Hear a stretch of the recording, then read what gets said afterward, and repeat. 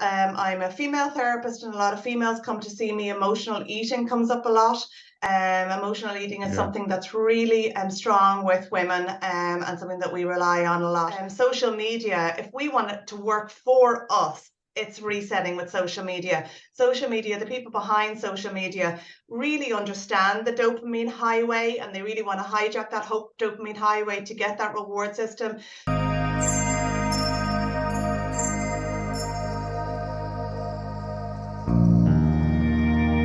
Christine Doyle, welcome. Thanks very much, Conor. Thanks for having me on.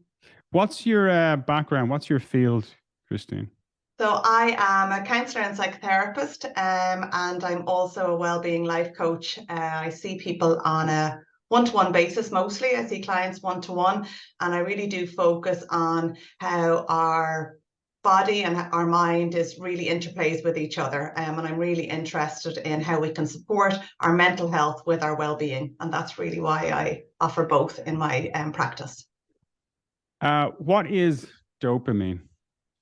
Yeah, so dopamine is the reward chemical that we get from those instant feel goods that we want to feel better in ourselves. So it's a real kind of a reward center. It is a chemical that transmits the reward center of the brain.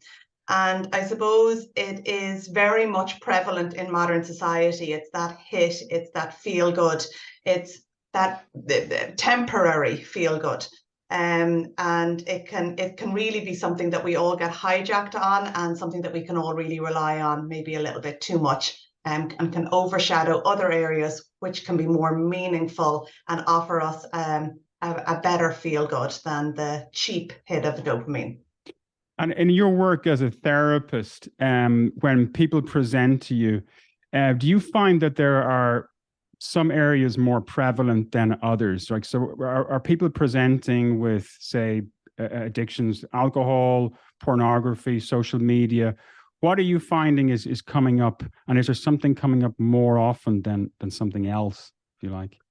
Well, certainly people who present to me are talking about social media more, and I suppose the loneliness they feel as a result of maybe spending a lot of time on social media.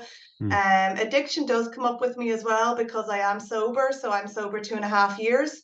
And so a lot of people who would come to me might know that and might come to me for that reason. So maybe in my therapy room, as opposed to other therapy rooms, sobriety or alcohol addiction or drug addiction does come up a good bit as well, because I'm a female therapist, and a lot of females come to see me. Emotional eating comes up a lot. Emotional eating is something that's really strong with women, and something that we rely on a lot. So porn and masturbation, we're an Irish society, we're a very cloaked society and shameful society, don't come up as much, although thankfully more things like that are being discussed in the therapy room. But certainly it will be social media and emotional eating, and then alcohol addiction mostly will be the areas where dopamine is really rearing its head, I suppose, in my therapy room. Is it possible to reset dopamine levels back to baseline levels? Is that what a dopamine detox is essentially about? I suppose, we're not... When we're searching for answers, we're often looking for all or nothing answers, but we're not in an all or nothing world. And a dopamine detox isn't that. It's not going back to baseline. It's really retraining our brain. And of course, with neuroplasticity, we know that how we are is not how we always need to be, that our neurons are constantly being rewired and retrained.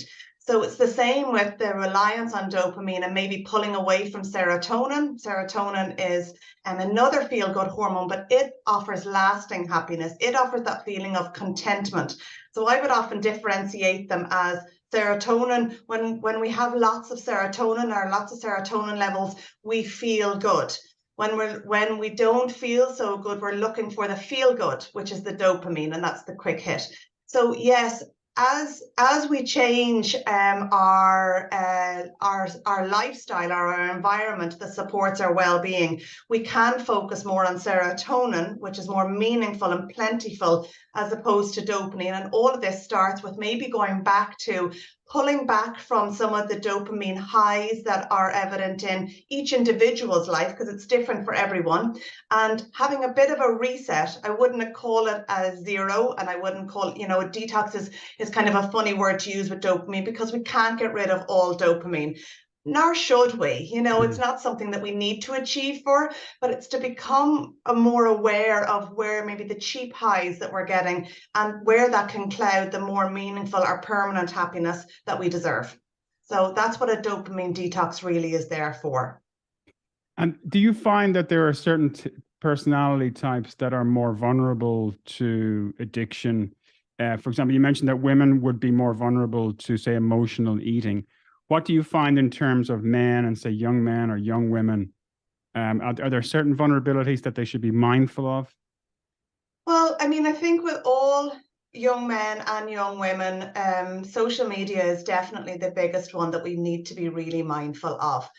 It's so easy to just encourage everyone to eliminate social media, but frankly, without social media, probably you and I wouldn't be having this conversation today, Conor. And there's a lot of really good things to be said about social media. However, social media is built around dopamine. It is built around that high. It is built around the like and the what do they call it? What's the Snapchat thing? I can't even remember what you do. I've never had Snapchat. Have you? No, I'm not on Snapchat. I've never had lots of my clients would be. Streaks, there you go, streaks. Okay. So we have to understand that social media, if we want it to work for us, it's resetting with social media. Social media, the people behind social media really understand the dopamine highway, and they really want to hijack that dopamine highway to get that reward system. So I suppose COVID-19 hasn't done a lot to help us in that either, in that people were pulled away from meaningful social connection and were able to then meet that need for social connection in the dopamine high that they received from social media. And then that kind of stayed. So certainly for young people, social media is much more of a difficult draw than it is for others. However, we can all be susceptible to it. In terms of then people who are more prone to dopamine hijacking, it's often people who are feeling low mood. So if our serotonin levels are low, if we're feeling low in ourselves, we're more likely to reach for that quick feel good, and we're more easily influenced by that dopamine hijacking. So again, and that can feel a little bit despairing, because if I am feeling low, well, I want to feel good. But it also gives us a real insight into, well, look, maybe it's really worth me pulling back from the dopamine feel-good highs to allow the serotonin back in. And there are ways that we can allow the serotonin back in as well. But that's more with intentional pursuit of meaningful happiness, which we can get into later as well. Okay. Very often when people are pursuing dopamine hits, we hear that it's followed by feelings of guilt and shame. About that. What do you think is going on? What's going on there? Well, I suppose with dopamine, when we're reaching for dopamine, we are numbing. So we're coming away from a feeling that we have that's uncomfortable. So, for example, dopamine, as you said, dopamine hits can be reached from gossip, emotional eating, social media, TV, porn and masturbation, gambling. They're kind of the key ones, alcohol and drug addiction, or alcohol and drug use. And so it's often coming away from a feeling that I need soothing around, and I'll go for a quick high around it. So the quick high does really work, and it provides that reward chemical, it numbs that feeling. But afterwards, we're left feeling very empty, and the reward doesn't last long. And then we can, with any reflection at all, we can see that pattern of behavior where we're engaging in, frankly, activity that is not really deserving of us, so, emotional eating is something that I really found in my dopamine detox that I was really susceptible to. And so that emotional eating, it feels good in that moment, but afterwards, it's not that I really wanted that, I don't know, that Cadbury's bar. It was that I wanted to feel better. But now, not only are the initial feelings that I wanted soothed not soothed, because they were temporarily soothed, but they remain because dopamine doesn't last. But also now I'm on a spiral or on a pattern of emotional eating where I feel I'm not in control of my eating either. So actually it exacerbates the low feelings or the difficult feelings that we have by meeting them with just a false or superficial reward that kind of numbs them for a moment. So that leads to the feeling of shame that I'm not even actually able to long lasting, in a long lasting and meaningful way, meet my own needs. And I'm engaging in patterns of behavior that really I know I'm worth more of, but I actually don't know what else to do, or I don't even catch myself before I'm doing them. And that's where the dopamine detox can be really helpful, because it can bring awareness. When we pull away from the behaviors, then it can really kind of highlight our awareness as we're going back into that pattern. So if I've broken the pattern for maybe 2 weeks, which is what I did on my dopamine detox, and you can do it for any length of time that you feel would be achievable for you and meaningful for you. But as we break a pattern, then as we go to find ourselves maybe re-engaging in that pattern, there's much more awareness. So the dopamine detox is really helpful for that part. So the level of shame is often brought in, the level of shame that you mentioned is often brought in because we know that how we're meeting our needs is actually not what we want, desire, or deserve. But it's the only way we know how, and it brings along other behaviors that aren't helpful for us. And how significant is, say, biology and environment, for example? So if you were doing, so we know like that the environment is a stimulant, right? What would you be talking about, like changing your environment completely? How would you change your environment as you're about to embark, say, on a social media detox? Yeah, so it's really to have awareness, first of all, around what you want. So what do you want for it? So if it's a social media detox and you want to detox for a period of time from social media, it's looking at, well, where are the triggers for your social media? Environment, Conor, is a huge part of our well-being that is often glossed over. It really, really is. And some people, when they're doing dopamine detoxes, will take themselves away to a cabin in the woods, without Wi-Fi, and do their dopamine detox there, or need to turn off the Wi-Fi in the house. And if that's what you need for your social media detox, I would encourage you to do that. What we want to do is make the detox as easy as possible. So we know that the habit of mind will be there to just kind of minimize the effect of the dopamine. That doesn't really matter. I'll just go back, sure, just, I'm doing much better today. I'll just go back in a little bit. So really what we want to do is foresee the triggers, foresee the areas that make that draw the dopamine, and see, okay, well, what could I do about that to make it easier for me to detox from social media? So for instance, when I was doing my dopamine detox, for me, for social media, I deleted all the accounts from my phone, iPad, and my computer. So they're not deleted, they're just removed. Sorry, that's a better word. They're removed. They're removed for a period of time, but I'm a big believer in intentional living. So I made an intention with myself that this was what I was going to do.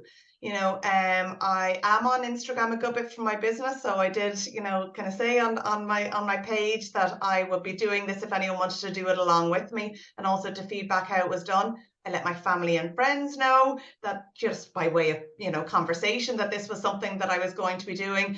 But I really, I suppose, said it out loud a few times. In saying it out loud, I invited accountability. I had inner accountability. I had placed a real intention with myself. I'd given myself a period of time. I knew what it was going to look like. Was it all social media? How was I going to do that? So in that way, I really made my environment much more safe for me to be able to achieve my goal, which was 2 weeks without social media. Your environment is really, really important. But I don't think we need to have the all or nothing. People kind of think, well, if I had that environment, it'd be so much easier. If it wasn't like this in my house, it'd be so much easier. And there is a bit of personal responsibility in that. If you want more meaningful happiness, we need to pull away from that dopamine reward system and allow the serotonin back in. And it is in doing that, deciding, well, what it is that you want to dopamine detox from, and how you could make that easier for yourself with regard to your environment. You used the word meaning there and purpose. a couple of times. And in my journey, and I suppose my journey of exploration, talking to therapists, psychiatrists, etc., these words keep coming up. So with the detox, right? Can people expect withdrawal symptoms in the early stages, at least? Can people expect to feel really bad? Oh, well, from my experience, absolutely. And to really prepare for that, there's with dopamine, it's an instant reward. Okay, so I feel a little bit uncomfortable. I can instantly reward myself.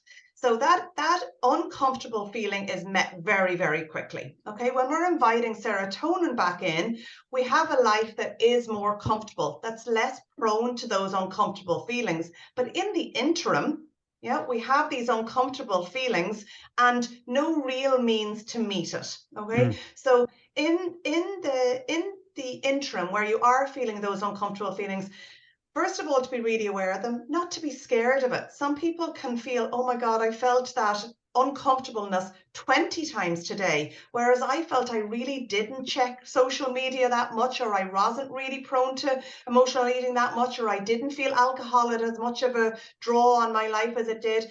So sometimes when we have the initial withdrawal, it can be quite confronting to witness how often we feel uncomfortable without that easy go-to, because with emotional eating, social media, whatever it might be that is your dopamine easy fix, we're not even aware of it. It's so automatic that we feed that dopamine fix that we're not even aware of it. So that uncomfortable feeling is really to try and sit with it and be aware of that, and know that with that this is why this is meaningful, because we can keep doing the dopamine fix, or, as you said there, purpose and meaning. If we keep doing the dopamine fix, we never really find ways to meaningfully and purposefully and intentionally find long-lasting happiness. So it's to come away from the instant reward system, to be able to sit in the uncomfortableness, acknowledge that, well, look, it's coming up a lot because this is really what I was curious about. This is what I wanted to know is, how often am I doing this? How often would I feel uncomfortable without this dopamine? And what are the uncomfortable feelings? So, journaling can really help through the dopamine detox. Nature, going outside, chatting with those people that maybe that you've been quite open about that you're engaging in this dopamine detox around, looking at flow, so we look at things. So dopamine is often a numbing activity. So we're numbing our feelings. And another way of maybe coming away from uncomfortable feelings is to get into a real state of flow, where we lose time, feel really good. We're doing something we feel really good about. So whether that's being out in nature, whether that's walking the dog, whether that's writing something that you feel really good about, whether that's in getting involved in a work project, whether that's starting that book that you always wanted to write, whatever it might be, as we feel the uncomfortable feelings, if we can expect them, accept them, and meet them, as opposed to numb them, so they are there because this is the habit. This is what dopamine has created. And I suppose the awareness of how often they happen can really give motivation to try and come away from that pattern of need and then numb, need and numb, need and numb. You mentioned okay, so abstinence is a big part of this journey, this dopamine detox. I can understand how we would do abstinence in terms of social media and alcohol. We'd have to do a lot of abstinence in terms of alcohol or recreational drugs, etc. But in terms of eating, abstinence becomes a bit complicated. What would your hints and tips and advice be there for somebody looking to cope with emotional eating? Yeah. So first of all, just to advise that anyone who has had a difficult relationship with eating in the past, to really tread very carefully with this, I would recommend that they engage with a therapist or a medical professional before they do anything around looking at emotional eating with regard to a dopamine detox. So just to be really cognizant of your own relationship with food, and to meet yourself where you are with your own relationship with food. So that's the first thing. So the second thing is, with emotional eating, we live in a plentiful world, Conor, and I do not encourage scarcity and do not encourage limiting our punishment around food. But what can happen with emotional eating is that, especially with women, we can engage in a cycle where we're really, really great until maybe 7 p.m. and then 500 or 600 calories come in after 7 p.m. with this emotional eating, sitting on the couch eating, scrolling eating, numbing eating. And so it's really that kind of that eating that can come in because of maybe feeling anxious or lonely or tired or bored. But again, feelings that are there that are just met with a pattern of emotional eating. So if you feel with regard to your dopamine detox that emotional eating is something that you know is there for you, it's to look at, okay, well, what would be good for me? And we would often recommend in a dopamine detox to focus on 3 really solid meals for the day. So to make your meals meaningful. Again, we when we're talking about a dopamine detox, we talk about meaning a lot because we're encouraging serotonin, which is a meaningful happiness. So we're looking at what is meaningful in terms of eating. So having 3 meaningful meals where you sit down, you take time. Often with emotional eating, there's a denial of the eating. So it's often done in a rush, or as you're standing or walking past or grabbing something or bits here and there. Or certainly that was my experience with emotional eating as well. So it was really deciding, okay, well, if I'm having 3 meals a day and I really want to nourish my body and my body to feel good, how can those meals be really meaningful, where I'm sitting for at least half an hour, that I'm enjoying every bite, that I'm making the meals deserving of me. And I suppose what can happen is you plan your meals better. You want it to be a lunch that you really enjoy. You've had 4 hours to look forward to this. It's probably not going to be a packed sandwich from Centra, whereas that might have been the pattern.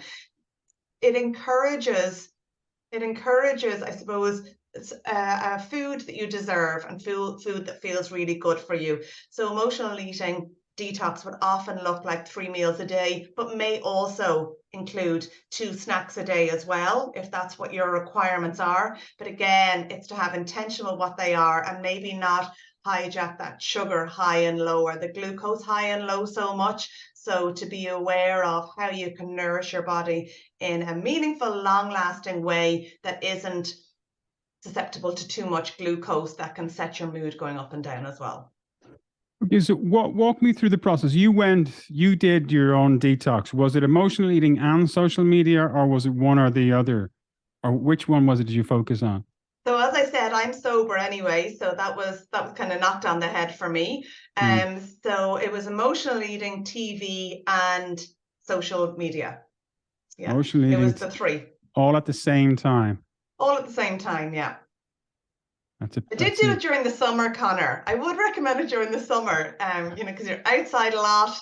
The feel good of the sun. We want to be living our full day. So I did it during the summer, and I decided those 3 areas were areas that were maybe clouding me from allowing more meaning in other areas of my life. So that if I felt uncomfortable in any way, I might go onto social media, or I might flick on Married at First Sight Australia on TV, or I might reach for the fridge. What was that? First Dates Australia, was it? Married at First Sight Australia. Okay. Married at First Sight, okay. It is glorious, and highly addictive. So, and something I still absolutely love. But yes, in the dopamine detox, it was to be aware of the areas of my life that maybe were drawing a lot of my attention, that were distracting me from areas that I would like to have more attention. So I chose social media, TV, and emotional eating. And the dopamine detox is a very reflective thing. So you start off with a few questions. What are the areas that you feel would be good for you? How long do I feel that it would be meaningful for me, but also achievable for me? The last thing we want to do is set ourselves up for a failure.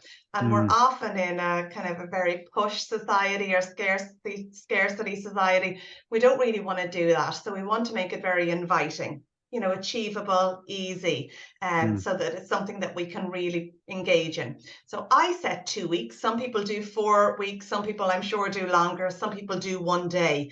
It's really up to the person and what they feel would be achievable for them. someone who's really on social media a lot, a day would make a huge change, a really, really big change. So it's really to see where your levels are at and what would be meaningful for you. So I decided, my length of time, and I decided things I was going to do, and then I set up my environment. So with regard to food, I planned my food. I planned my food for the first 3 days. I'm not really great beyond planning for 3 days. So I planned for the first 3 days, and then every kind of 2 or 3 days I did it that way. Made sure I had food that I really, really enjoyed, but that would be satisfying for me. And I planned around 3 meals. I planned around my social media, as I said. I took it off all my devices. And you can do that, just remove your accounts rather than delete them. So after the 2 weeks, you can go back and reinstate them on whatever devices you now choose to reinstate them with. That maybe awareness of how much do I want to allow this back into my life. And then with TV, as I said, it was the summer. Maybe during the winter it might have been a little bit more difficult, but it was the summer. I let my family know that I wouldn't be watching TV. So I just kind of stayed away from the TV room. I was doing other things, but if you're doing other things and you're not watching TV and you're having more lasting feel good, you often find that people will come and join you. They might come out of the TV room as well. So yeah, they were the 3 things I decided to do, and that was the period of time that I decided it for, and that was kind of how I set myself up and what I decided to do, and the reasons that I decided to do it. And in the first few days, did you find it got easier over time? Like, were you suffering kind of withdrawal in the first few days, and it got better and better and better? Yeah, I mean, there were definitely, I suppose, it's quite shocking and disappointing to witness the level of frustration. That you want to pick up the phone, you want to just scroll, you want to pick out something from the fridge. And I remember actually one day in the first few days, something had happened. I can't remember, something that happened that had really agitated me anyway. And I went through the motions and found myself with my head in the fridge searching. And I didn't even really remember how I got there. It was very automatic process, like the body remembers. So as I was feeling these uncomfortable feelings, I just walked straight over to the fridge. I opened the fridge and I found myself grasping, and looking, and really quite agitated looking in the fridge when I caught myself and realized what I was doing. And I hadn't really realized the extent of emotional eating until that point, that there was a really, really strong feeling there that I did not like and I did not want. And so I was searching for what I could get a hold of that would stuff it down, and that's, of course, depressing our emotions, which, on an ongoing basis leads to depression, So I just wanted to push down that feeling and not deal with it. And so as I stood back and I closed the fridge and sat with it, well, then I invited, and curiosity is a really good friend. When we're on any self-exploration journey, curiosity is a really good friend to us. So again, okay, so here I am, I'm feeling really agitated. Obviously, this is what I tend to do. I tend to go and just stuff it down and not feel it anymore. But what do I actually want, or what do I need instead that is more deserving of me, that would be better for me, that I would actually be meeting my need rather than maybe pushing it aside or ignoring it? And for me in that moment, it was connection. And in the dopamine detox, that was what kept coming up for me over and over again. It was connection, that we feel disconnected, whether it's from ourselves, our environment, our purpose, our meaning, from others around us, from the life we're living. And that disconnection is uncomfortable. But what could I do? Okay, so I could either take something that would stuff the disconnection down. I could scroll on media and feel that temporary connection again. Or I could do something that would really build connection. I could call a friend. I could, turn to a member of my family and ask for a hug. I could even go outside and just ground myself in the grass or with the dogs and just build that connection with myself, with nature. And look, it sounds very different to what I used to do. That quick high was what I was looking for, and is what probably led me to sobriety as well, is that reliance on that quick high. But it's much nicer to pause in that moment and not go down the trap of, well, here I go again, or I can't believe I'm doing that, which will be the initial feeling, but instead think, well, look, what do I need and what do I deserve more of? What am I looking for? And it was that connection. So there were a lot more hugs in those 2 weeks, Conor, a lot more conversations, a lot more picking up the phone to people, or even texting people that maybe I hadn't been in touch with for a while. A lot more spending time with myself and journaling. But yeah, connection was something that really came up and was quite uncomfortable. But I would really invite people, if they're thinking of doing the dopamine detox, just to expect it and maybe not sabotage themselves with that feeling of, I shouldn't be feeling this way. Our culture and our society has fostered that we feel this way all the time. And, we are distracted from actually tending to our emotions to feel good in a meaningful way by keep going into this dopamine cycle. So you will feel uncomfortable. It will be uncomfortable, but that doesn't need to feel bad. That can actually feel good, that this is the first step to me having more meaningful contentment in my life rather than keep being hijacked on this dopamine wheel. And did you cheat? Can you remember? No, I'm quite, no, I do abide by rules. I do abide by rules. I also knew I would cheat. So I really did, I suppose, announce it or let people know and set my life up for it. But no, I really did not want this anymore. And I really was curious as to what it would look like. So no, and that's why I'm saying as well, if it's only a day for you, just do it for a day, or for, anyone here. If it's only for a day, do it for a day. We could all say, well, I'm going to do it for, 2 months and I'm going to do everything, and I remember actually in my gym recently that my gym instructor was setting an intention for the month with all of us. And she said, okay, Christine, what's yours? And I said, okay, well, I'm going to go vegan 4 days a week. I'm going to drink 3 liters of water a day. I'm going to get 12,000 steps in a day. I'm going to wake up at 6 every morning and do yoga poses. And I'm going to come to the gym 5 days a week. And for that month, I failed on everything. Yeah, because I set the bar too high. Yeah. Whereas if I just stuck to 2 liters of water a day, that is achievable. So it really is around seeing, well, look, how does this really feel for me? And not looking at anyone else's detox, but maybe putting your hand on your own, solar plexus, on your own stomach and seeing, okay, well, just within, how does this feel for me? Is this something that I can really meaningfully do? What other supports do I need? What would be really good for me? Why do I want to do this? Why is it important for me? And then just set a target that you feel will be achievable for you. So if we're cheating, we're doing it wrong. If we're cheating, we're setting the bar too high. If we're cheating, we're expecting too much of ourselves. So if you find you do cheat, just take a breath, take a week or two, and maybe refresh and try again. But try not to be so hard on yourself around it. I certainly didn't do everything. I just chose the ones that I thought would be meaningful for me. I still shopped. I still love shopping.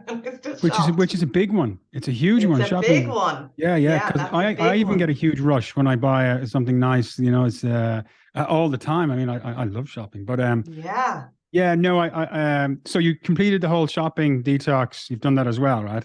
No, I haven't. And actually, if I had, it's interesting because Conor, if I had added shopping into that one, right, I don't know if it would have been a success.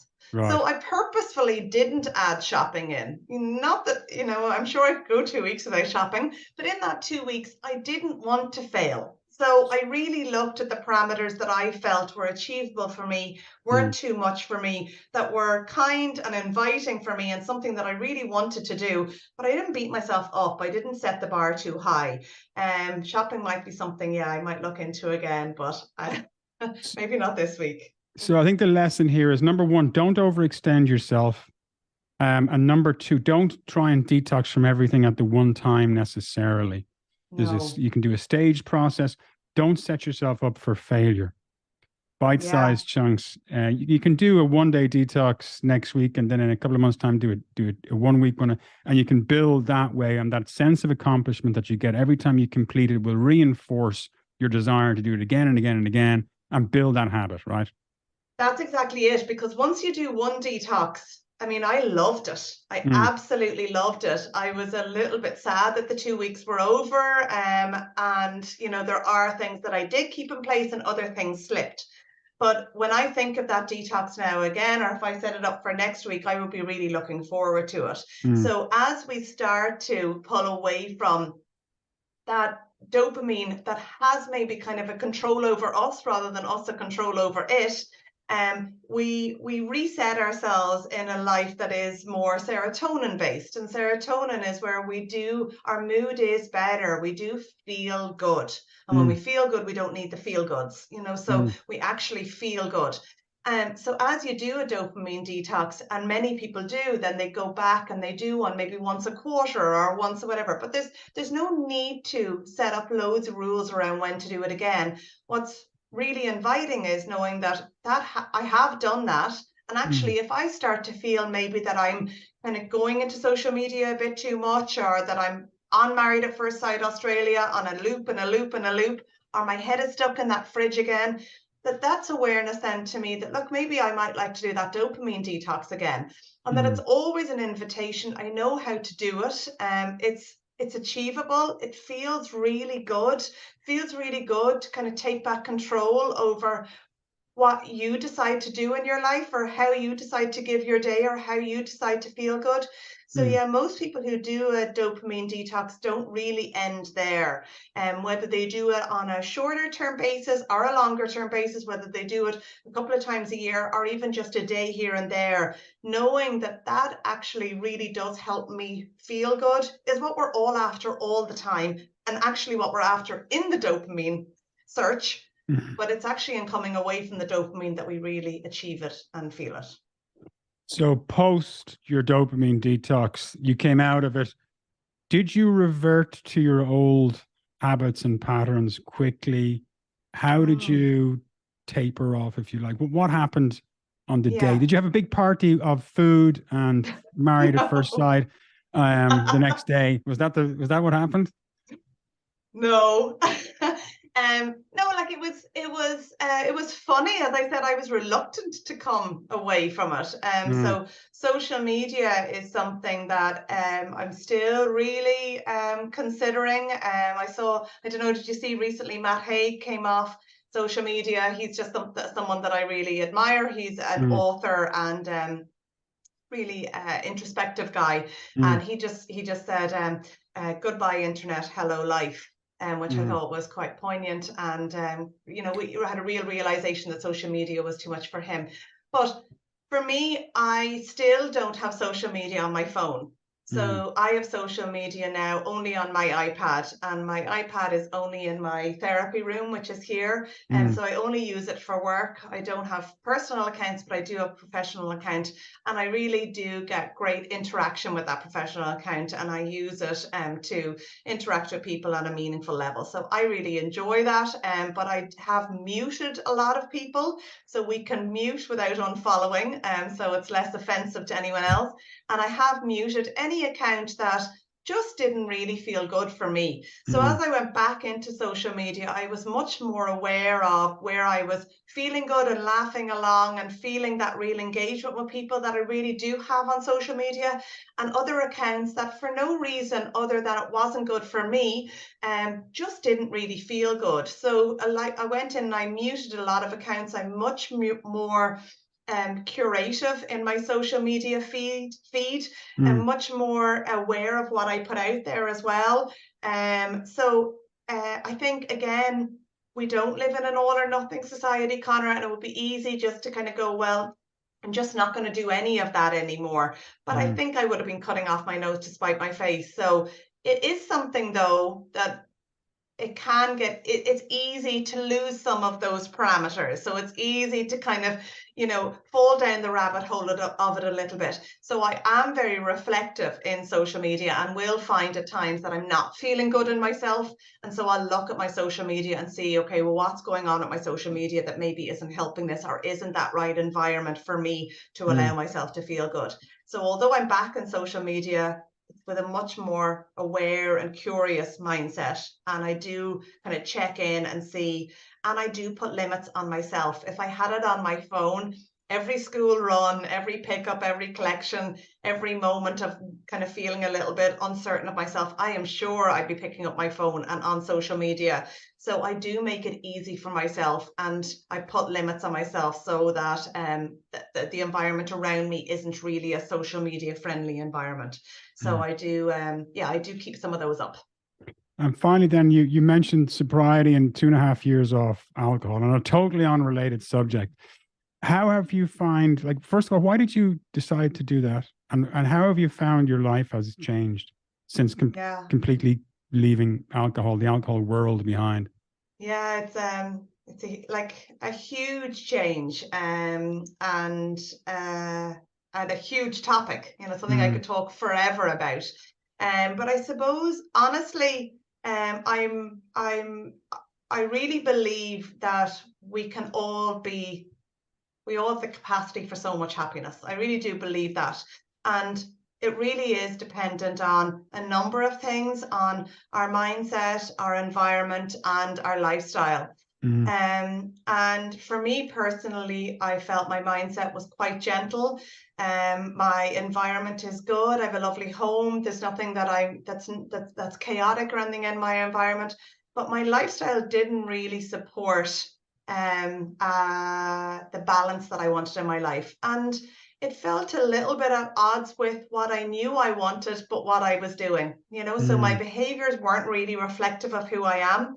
And although I would consider myself the same as most Irish drinkers out there, how they consider themselves, it just didn't suit me. It wasn't that it was a huge problem. And I suppose I felt for a long time that unless it's a huge problem, you don't choose sobriety, because choosing sobriety has a huge amount of shame that, that is incurred with that word. That thankfully is less and less now.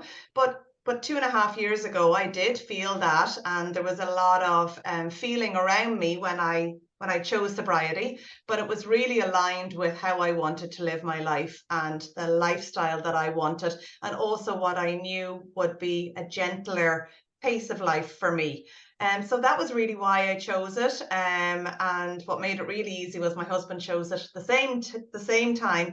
So the two of us are 2.5 years sober now. And if there's anyone out there who is struggling with mental health in any way and feels that alcohol may be a part of it, and you're thinking of the dopamine detox, that is definitely where I would start. Start with alcohol. It sounds like it wasn't serving you, wasn't serving your life at all. So you have to dispense with it. Christine, thank you so much. Where can people find you? Yeah, so dare I say it? Pardon me, dare I say it on Instagram or LinkedIn?